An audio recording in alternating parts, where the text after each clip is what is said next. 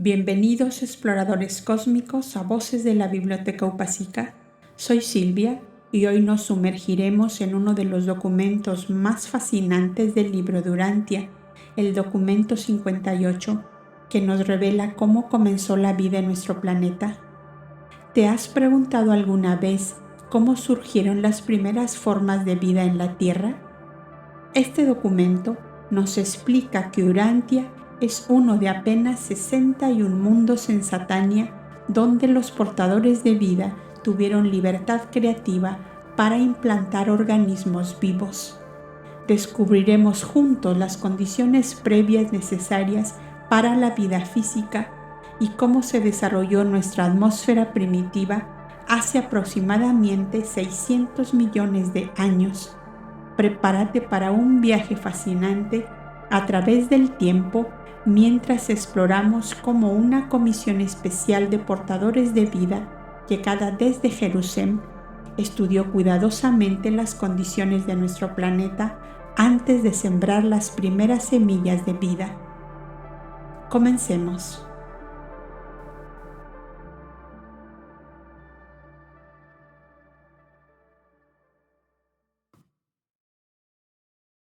Documento 58. El establecimiento de la vida en Urantia. En toda Satania existen solamente 71 mundos similares a Urantia, planetas de modificación de la vida. La mayoría de los mundos habitados se pueblan de acuerdo con técnicas establecidas. En tales esferas a los portadores de vida se les da poca libertad de acción en planear la implantación de la vida. Sin embargo, aproximadamente un mundo de cada 10 se designa como planeta decimal. Se asigna a un registro especial de los portadores de vida, y en tales planetas se nos permite emprender ciertos experimentos de vida para modificar o posiblemente mejorar los tipos comunes de seres vivientes del universo.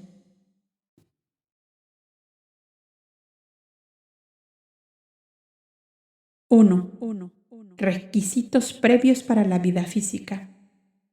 Hace 600 millones de años, la Comisión de Portadores de Vida enviada de Jerusalén llegó a Urantia y empezó el estudio de las condiciones físicas, preparatorio para originar la vida en el mundo número 606 del sistema de Satania. Esta habría de ser nuestra 606ª experiencia con la iniciación de los modelos de vida nevadónicos en Satania y nuestra 60ª oportunidad de efectuar cambios e instituir modificaciones en las concepciones de vida básicas y normales del universo local.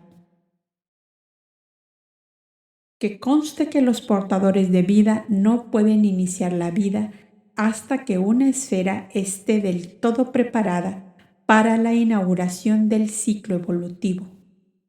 Tampoco podemos disponer un desarrollo vital más rápido que aquel que el progreso físico del planeta puede sustentar y acomodar. Los portadores de vida satanianos habían proyectado un modelo de vida a base de cloruro de sodio.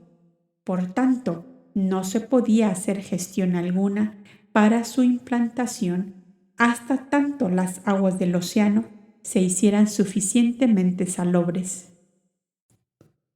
El tipo urantiano de protoplasma no puede funcionar más que en una solución salina adecuada. Toda vida atávica, tanto vegetal como animal, evolucionó en un medio de solución salina. Incluso los animales terrestres superiormente organizados no podrían continuar viviendo de no circular esta misma solución esencial por su cuerpo en la corriente sanguínea que libremente baña, literalmente sume, cada minúscula célula viviente en estas profundidades marinas. Vuestros antepasados primitivos circulaban libremente por el océano salado. Hoy por hoy, esta misma solución salada parecida al océano circula libremente por vuestro cuerpo, bañando cada célula individual como un líquido químico que en toda su esencia es equiparable al agua salada que estimuló las primeras reacciones protoplásmicas de las primeras células vivientes que funcionaron en el planeta. Mas al comenzar esta era, Urantia a todas luces va evolucionando hacia un estado favorable para sustentar las formas iniciales de vida marina.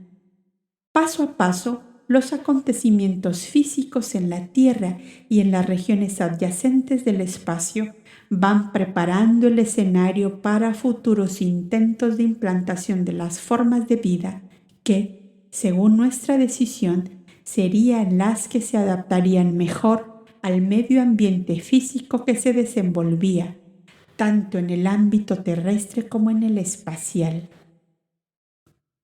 Posteriormente, la Comisión Sataniana de Portadores de Vida retornó a Jerusalén, prefiriendo aguardar a que se desintegrara más la masa terrestre continental, lo cual brindaría aún más mares interiores y bahías abrigadas antes de empezar de hecho la implantación de la vida.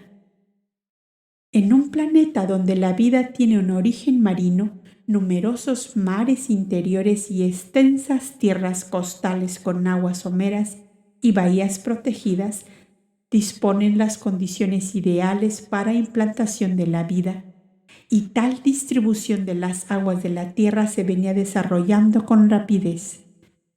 Estos antiguos mares interiores rara vez excedían una profundidad de 150 o 180 metros, y la luz del sol puede penetrar el agua del océano hasta una profundidad mayor de 180 metros. En tales costas de clima benigno y estable, de una edad ulterior, la flora primitiva llegó a su destino en la Tierra. Allí, el alto grado de carbono en la atmósfera brindó oportunidades a las nuevas variedades terrestres de vida para un desarrollo veloz y frondoso. Aunque esta atmósfera era ideal a la sazón para el desarrollo vegetal, contenía tan alto grado de dióxido de carbono que ningún animal, y tanto menos el hombre, podría haber vivido en la faz de la Tierra.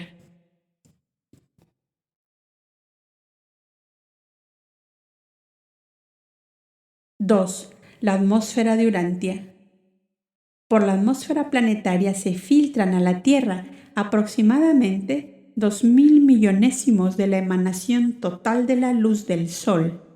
Si la luz que incide en América del Norte se apagara a razón de 2 centavos por kilovatio hora, la factura anual de luz excedería a los 800.000 billones de dólares.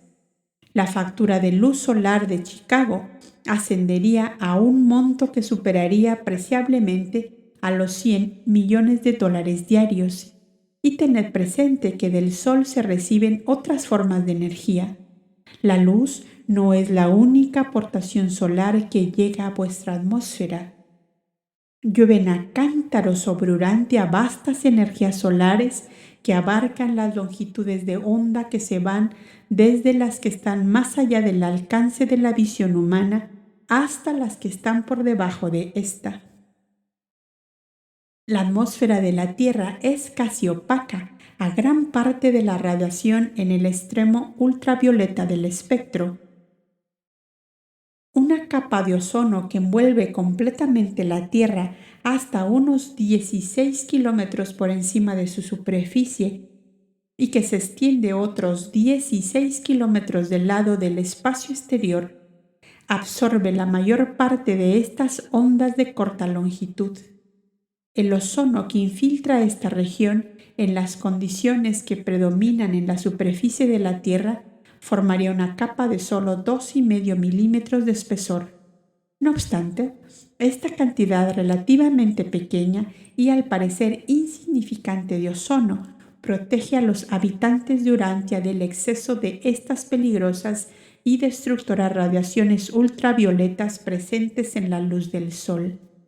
Pero, si fuera esta capa de ozono un tanto más gruesa, se os privaría de los sumamente importantes y saludables rayos ultravioletas que actualmente alcanzan la superficie de la Tierra y que le son atávicos a una de vuestras vitaminas más esenciales. Así y todo, algunos de vuestros mecanicistas mortales menos imaginativos se empeñan en considerar la creación material y la evolución humana como una casualidad. Los seres intermedios de Urantia han recopilado más de 50.000 datos de la física y la química, los cuales juzgan incompatibles con las leyes del azar casual, y los cuales, según afirman, demuestran de manera inequívoca la presencia de un propósito inteligente en la creación material. Todo lo antedicho no toma en cuenta su catálogo de más de 100.000 descubrimientos ajenos al dominio de la física y la química que, según mantienen ellos, prueban la presencia de la mente en el planeamiento, creación y mantenimiento del cosmos material. Vuestro Sol vierte verdaderos torrentes de rayos mortíferos a raudales y vuestra vida amena en Urantia se debe a la influencia fortuita de más de 20 de operaciones protectoras aparentemente casuales, similares a la acción de esta capa de ozono única. De no ser por el efecto de manto de la atmósfera durante la noche, el calor se perdería por la radiación con tanta rapidez que la vida sería imposible de mantener, salvo mediante métodos artificiales. Los 8 o 10 kilómetros inferiores de la atmósfera de la Tierra constituyen la troposfera. Esta es la región de los vientos y las corrientes de aire que ocasionan los fenómenos meteorológicos. Por encima de esta región está la ionosfera interior y subiendo sigue la estratosfera. Ascendiendo desde la superficie de la Tierra, la temperatura disminuye ininterrumpidamente por 10 o 13 kilómetros, a cuya altura se registran alrededor de 57 grados centígrados bajo cero.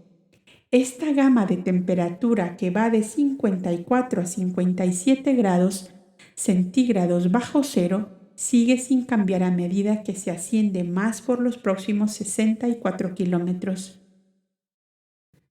Este ámbito de temperatura constante es la estratosfera. A una altura de 72 u 80 kilómetros, la temperatura empieza a subir.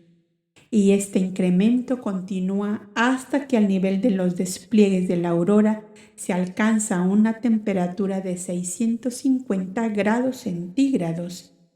Y es este calor intenso el que ioniza el oxígeno.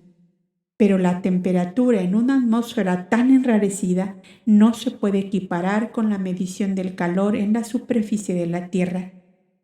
Tened presente que la mitad de toda vuestra atmósfera se encuentra en los primeros 5 kilómetros. Los arcos de luz superiores de la aurora boreal, como a 640 kilómetros, indican la altura de la atmósfera de la Tierra. Los fenómenos de la aurora guardan una relación directa con las manchas solares, aquellos ciclones solares que giran en sentidos contrarios por encima y por debajo del ecuador del Sol, tal como lo hacen los ciclones tropicales terrestres.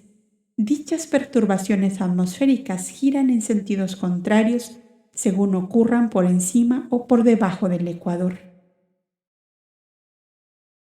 El poder de las manchas solares para alterar las frecuencias de la luz demuestra que estos centros de tormentas solares funcionan cual enormes imanes. Tales campos magnéticos pueden arrojar partículas cargadas desde los cráteres de las manchas solares a través del espacio a la atmósfera exterior de la Tierra, en donde su influencia ionizadora produce las espectaculares luces de la aurora.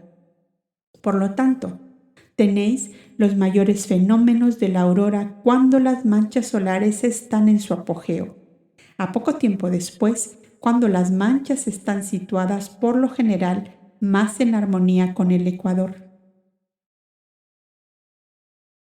Hasta la aguja de una brújula es sensible a esta influencia solar, ya que se vuelve un poco hacia el este cuando asoma el sol y un poco hacia el oeste cuando el sol está por ponerse. Esto sucede todos los días, más durante el auge de los ciclos de manchas solares. Esta variación de la brújula es 2 veces mayor. Estas desviaciones diurnas de la brújula responden al incremento de la ionización de la atmósfera superior producido por la luz solar.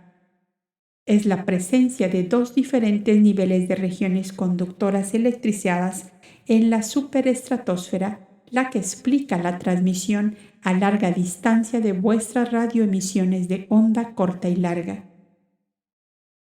Las formidables tormentas que ocasionalmente azotan los dominios de estas ionosferas exteriores perturban algunas veces vuestras transmisiones.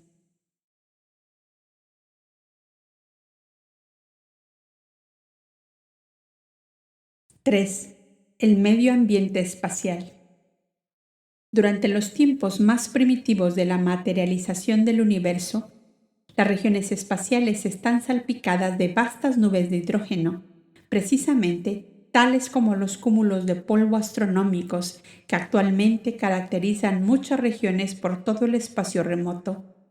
Gran parte de la materia organizada que desintegran y dispersan los llameantes soles en forma de energía radiante originalmente se acumulaba en estas nubes primordiales de hidrógeno.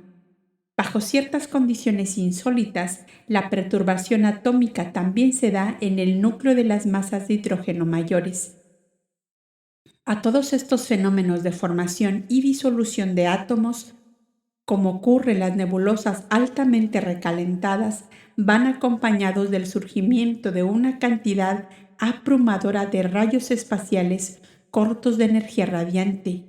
Junto con estas diversas radiaciones hay una forma de energía espacial desconocida en Urantia. Esta carga de energía de rayo corto del espacio universal es 400 veces mayor que todas las otras formas de energía radiante que existen en los dominios organizados del espacio. Fluctuaciones y súbitos cambios de tensión en la temperatura, gravedad y presiones electrónicas modifican cualitativa y cuantitativamente la emanación de rayos cortos espaciales, provenga esta de las llameantes nebulosas, de los tensos campos eléctricos, del espacio exterior o de las vastas nubes de polvo e hidrógeno. Estas eventualidades en el origen de los rayos espaciales las determinan muchos sucesos cósmicos, así como las órbitas de la materia circulante que varían de círculos modificados a elipses extremas. Además, las condiciones físicas pueden alterarse en gran medida debido a que la rotación de los electrones se halla, en algunas ocasiones, en sentido contrario al de la conducta de la materia más gruesa e incluso en la misma zona física.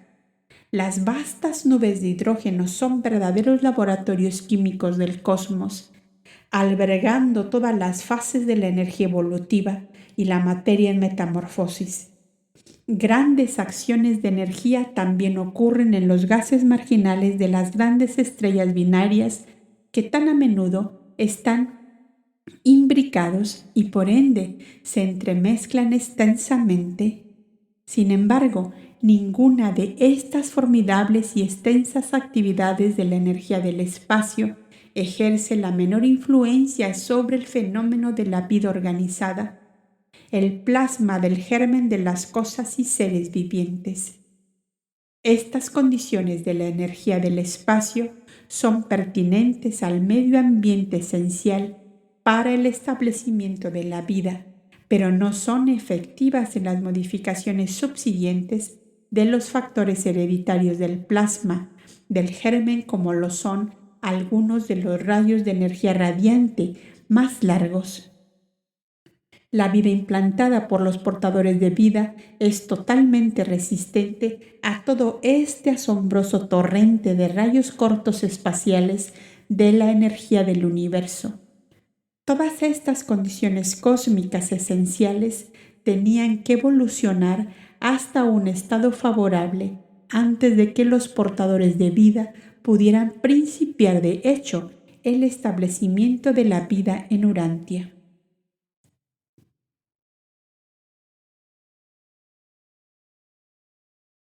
¡4! La era en los albores de la vida. El que nos llamemos portadores de vida no debe confundiros. Podemos portar vida a los planetas si lo hacemos, pero no trajimos vida alguna a Urantia. La vida en Urantia es única, original con el planeta. Esta esfera es un mundo de modificación de vida. Toda vida que aparece sobre ella la formulamos aquí mismo, en el planeta, y no hay otro mundo en toda Satania, ni siquiera en todo Nevadón, que tenga una existencia vital exactamente tal como la de Urantia. Hace 550 millones de años, el cuerpo de portadores de vida retornó a Urantia. En cooperación con los poderes espirituales y las fuerzas superfísicas, organizamos e iniciamos los modelos originales de vida de este mundo y los plantamos en las acogedoras aguas del ámbito. Toda vida planetaria, aparte de las personalidades extraplanetarias, hasta los tiempos de Caligastía, el príncipe planetario, tuvo su origen en nuestras 3 implantaciones de vida marina, originales, idénticas y simultáneas. Estas 3 implantaciones de vida se han designado como la central eurasiático-africana, la oriental australasiática y la occidental, englobando Groenlandia y las Américas. Hace 500 millones de años la vida vegetal marina primitiva estaba bien establecida en Urantia. Groenlandia y la masa terrestre ártica, junto con América del Norte y del Sur, empezaban su larga y lenta deriva al oeste. La África se desplazaba ligeramente hacia el sur, creando un surco de este a oeste, la cuenca del Mediterráneo entre sí y el cuerpo materno.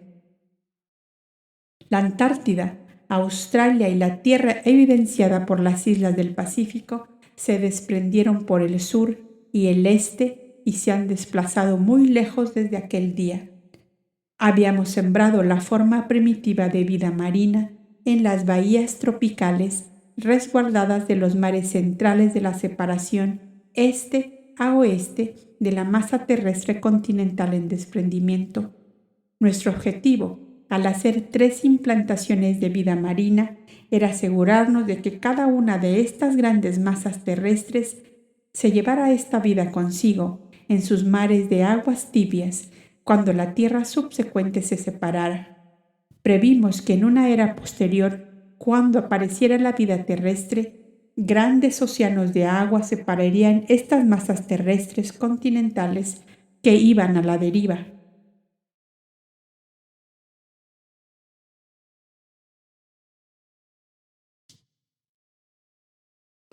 ℵ El desplazamiento continental. Continuó la deriva terrestre continental. El núcleo de la Tierra se había hecho tan denso y tan rígido como el acero, estando sujeto a una presión de un poco más de 3.600 toneladas por centímetro cuadrado. Y debido a la descomunal presión de la gravedad, estaba y aún está muy caliente en el interior profundo. La temperatura aumenta desde la superficie hacia adentro hasta que en el centro está un poco por encima de la temperatura superficial del Sol. Los 1.600 kilómetros exteriores de la masa terrestre consisten principalmente en distintas clases de roca. Abajo están los elementos metálicos más densos y pesados. A lo largo de las edades primitivas y preatmosféricas, el mundo estaba tan cerca de ser fluido en su estado ígneo y tan sumamente recalentado que los metales más pesados se hundieron en las profundidades del interior. Los que se encuentran hoy por hoy cerca de la superficie representan el exudado de antiguos volcanes, de grandes erupciones de lava posteriores y los más recientes depósitos meteóricos. La corteza exterior era de unos 64 kilómetros de grosor. Sobre un mar de basalto derretido de variante grosor yacía esta cáscara exterior que a la vez aquel sostenía. Este mar era una capa móvil de lava ígnea sujeta a la alta presión, pero siempre tendiente a fluir acá y allá, equilibrando las cambiantes presiones planetarias, y por este medio tendía a estabilizar la corteza de la Tierra. Aún hoy en día los continentes continúan a flote sobre este mar de basalto derretido, no cristalizado, que parece un gran cojín. Si no fuera por esta condición protectora, los terremotos más severos sacudirían literalmente el mundo haciéndolo añicos. No son los volcanes los que causan los terremotos, sino el deslizamiento y desplazamiento de la sólida corteza exterior. Las capas de lava de la corteza de la Tierra, al enfriarse, forman granito. La densidad media de Urantia es un poco mayor a 5 veces y media la del agua. La densidad del granito es menos de 3 veces la del agua. El núcleo de la Tierra es 12 veces más denso que el agua. Los fondos del mar son más densos que las masas terrestres, y eso es lo que mantiene los continentes por encima del agua. Cuando los fondos del mar salen por extrusión arriba del nivel del mar, se encuentra que se componen en gran parte de basalto, una forma de lava considerablemente más pesada que el granito de las masas terrestres. De nuevo, si los continentes no fueran más ligeros que los lechos de los océanos, la gravedad arrastraría las márgenes de los océanos sobre la Tierra, pero no se observan fenómenos de esta índole. El peso de los océanos es también un factor que contribuye al aumento de la presión sobre los lechos de los mares. Los lechos más bajos pero más pesados de los océanos, más el peso del agua que yace sobre ellos, tienen un peso que se aproxima al de los continentes más altos pero mucho más ligeros. No obstante, todos los continentes tienden a ir deslizándose lentamente en los océanos. La presión continental a nivel del fondo del océano es alrededor de 1.300 kilogramos por centímetro cuadrado. Es decir, esta sería la presión de una masa continental que se levanta a 5.000 metros por encima del fondo del mar. La presión del agua del fondo oceánico es solo de unos 350 kilómetros por centímetro cuadrado. Estas presiones diferenciales tienden a hacer que los continentes se vayan deslizando hacia el lecho de los océanos. La depresión del fondo del océano durante las épocas anteriores a la vida había elevado una solitaria masa terrestre continental hasta tal altura que la presión lateral tendía a hacer que los bordes orientales, occidentales y australes se deslizaran cuesta abajo sobre los lechos subyacentes semiviscosos de lava hacia las aguas del Océano Pacífico que rodeaban esta masa de tierra. Esto compensó la presión continental tan plenamente que no se produjo una ruptura amplia en la orilla oriental de este antiguo continente asiático, sino que desde entonces esa línea costal oriental se cierne sobre el precipicio de las profundidades oceánicas adyacentes, amenazando con deslizarse a una tumba marina.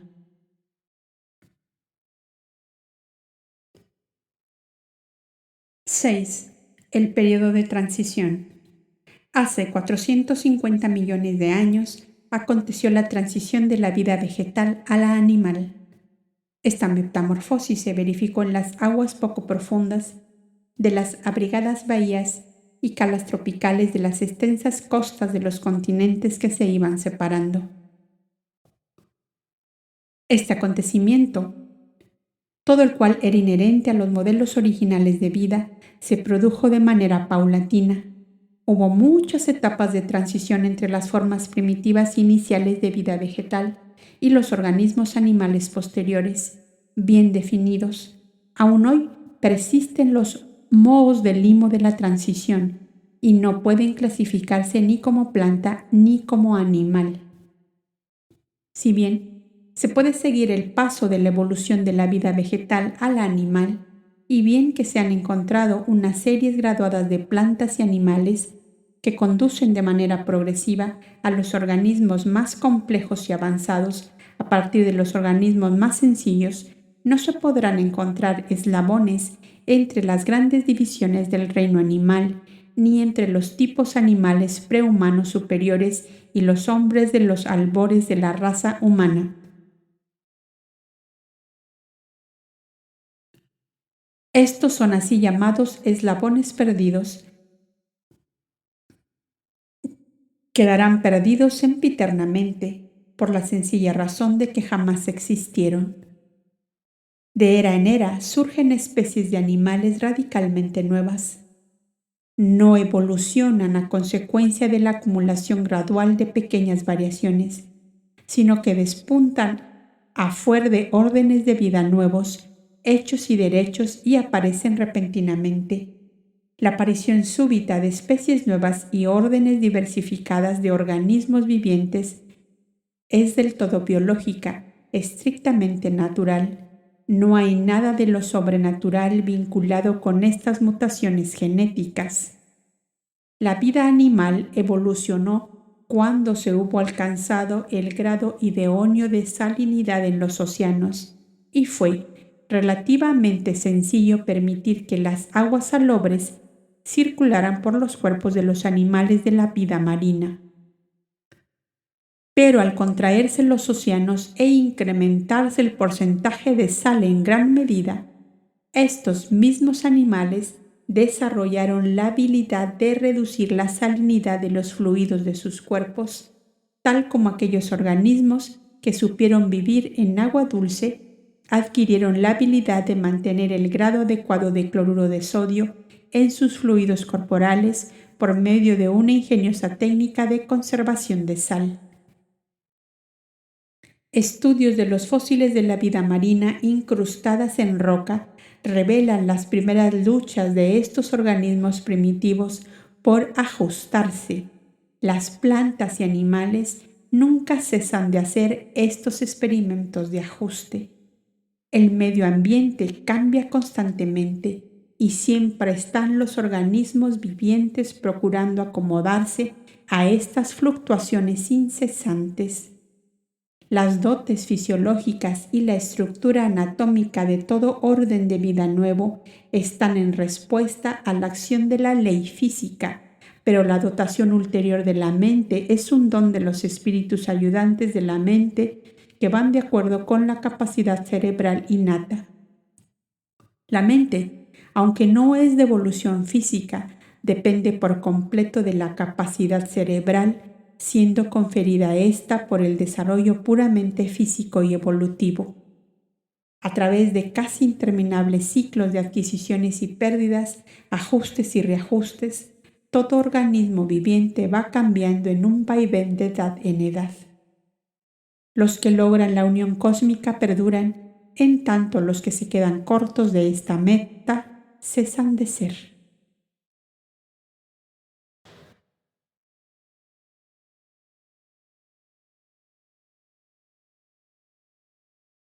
¡7! El libro geológico de la historia.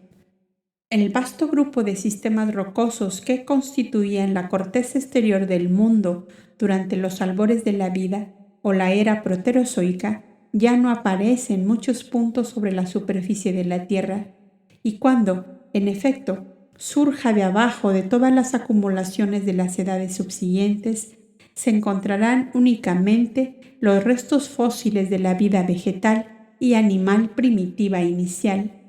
Algunas de estas rocas más antiguas que fueron depositadas en agua están mezcladas con capas posteriores y algunas veces producen restos fósiles de formas iniciales de la vida vegetal, en tanto que las capas superiores ocasionalmente se pueden encontrar algunas de las formas más primitivas de los primeros organismos animales marinos.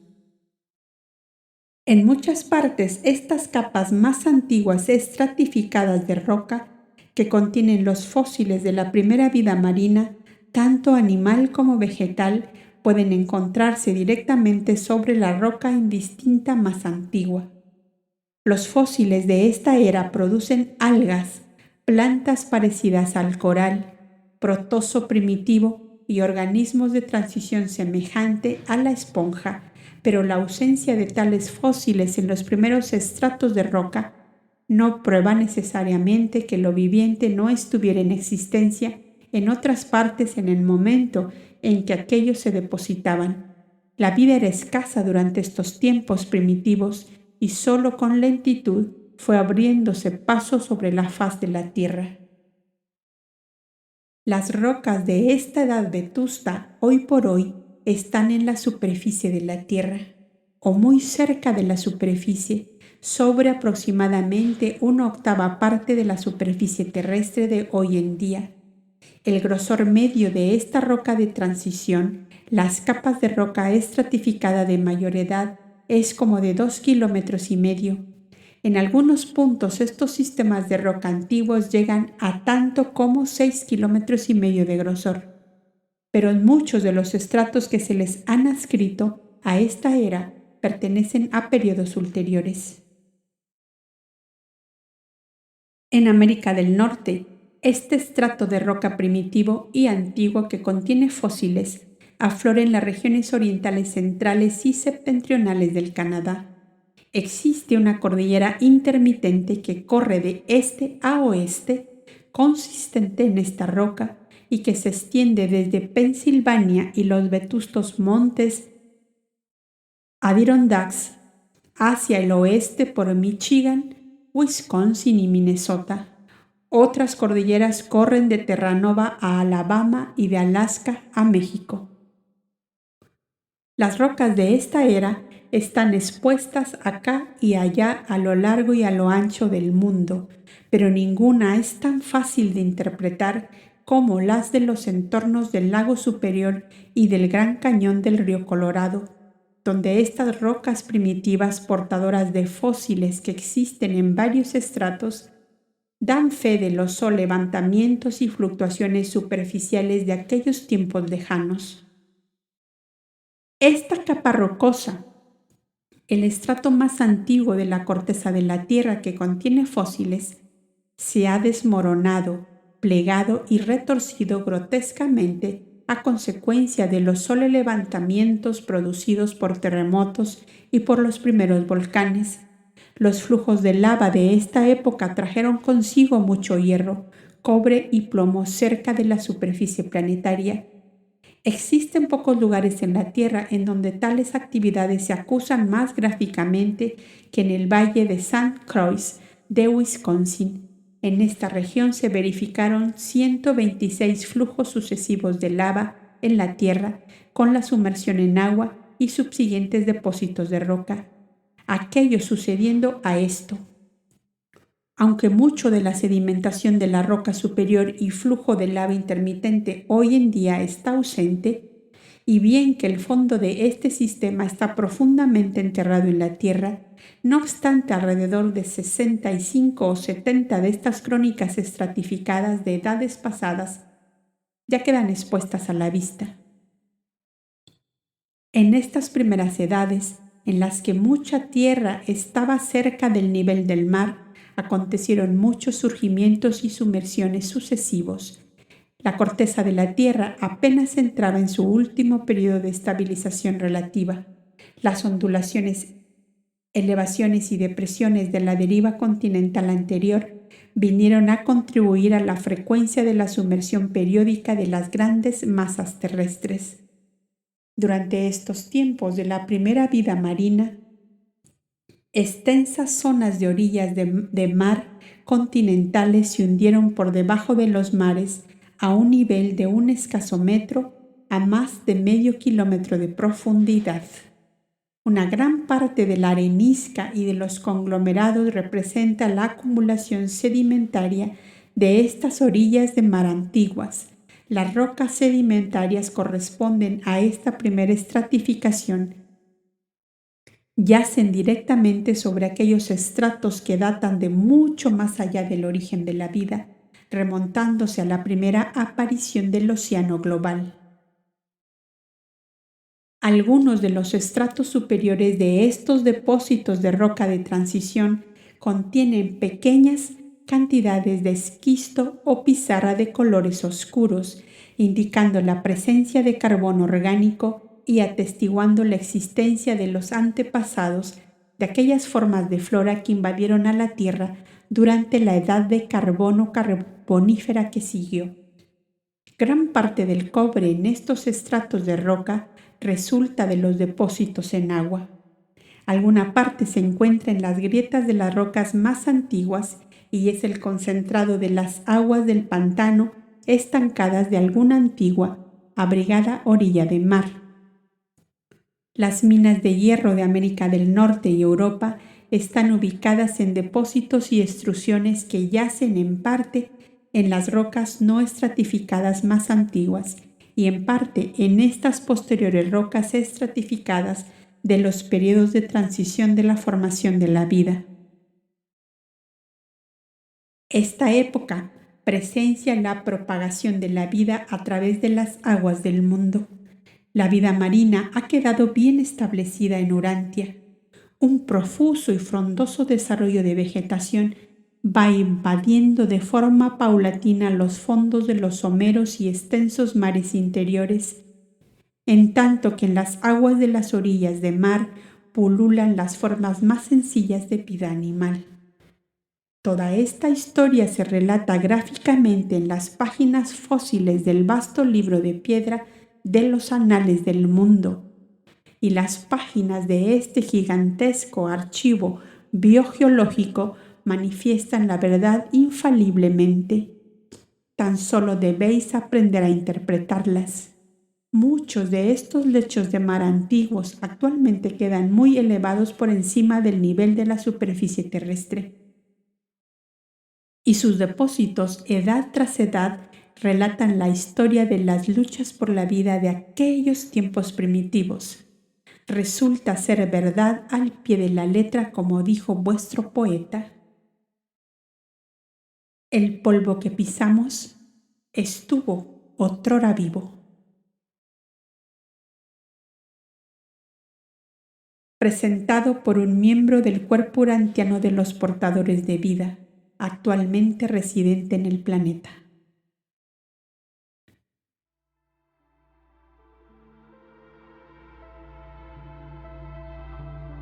Queridos amigos de Voces de la Biblioteca Upásica, hemos recorrido juntos los orígenes de la vida en nuestro planeta, descubriendo cómo las condiciones específicas de Urantia permitieron el florecimiento de los primeros organismos vivos. Como hemos visto, los portadores de vida, aunque limitados por las leyes físicas universales, adaptaron ingeniosamente sus planes a las particularidades de nuestro mundo. Este conocimiento nos conecta profundamente con nuestra historia planetaria y nos ayuda a comprender nuestro lugar en el gran tapiz cósmico. Te invito a reflexionar sobre cómo esta narrativa de nuestros orígenes combina elementos científicos con perspectivas espirituales, mostrándonos que incluso los procesos aparentemente aleatorios formaban parte de un plan divino mayor. Si este viaje por los orígenes de la vida te ha inspirado, no olvides suscribirte a nuestro canal y compartir este conocimiento con otros buscadores de la verdad. Y darnos un me gusta. Soy Silvia y nos encontramos en el próximo documento para seguir explorando juntos las maravillas del libro de Urantia.